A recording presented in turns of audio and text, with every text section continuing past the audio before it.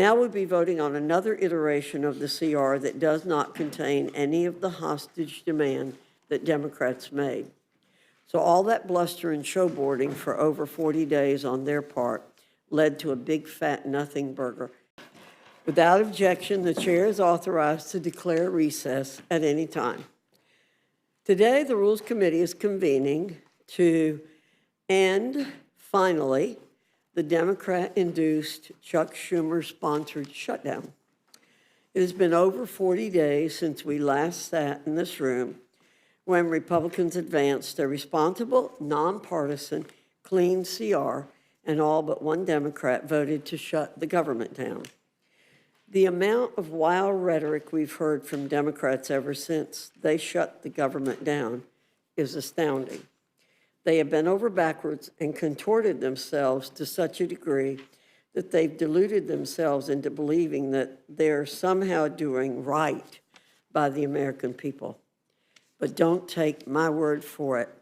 Listen to what Democrats in the Senate who voted to reopen the government are saying about the absurd position that their own party has taken.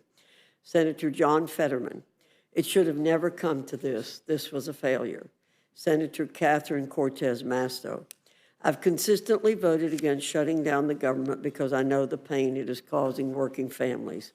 And Minority Whip Dick Durbin, I cannot accept a strategy which wages political battle at the expense of my neighbor's paycheck or the food for his children. The Democrat government shutdown that has lasted over 40 days did not have to happen. It did not have to be this way.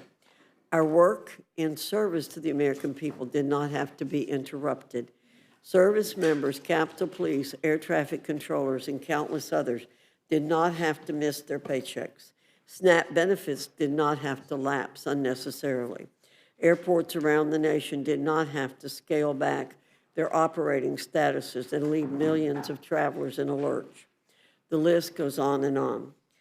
Now we'll be voting on another iteration of the CR that does not contain any of the hostage demand that Democrats made.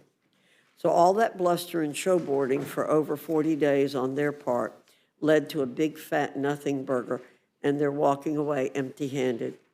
As the ranking member once said during a debate on the floor this year, wow, what a victory. I anticipate we'll hear a lot of lecturing and blame cast at Republicans for everything under the sun today. We'll hear a lot of bottled up angst with a lot of exclamation points and raised voices to boot, directed at the president too, not surprising.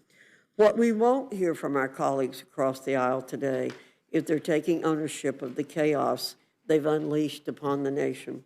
We won't hear them apologize to the American people for gaslighting them incessantly.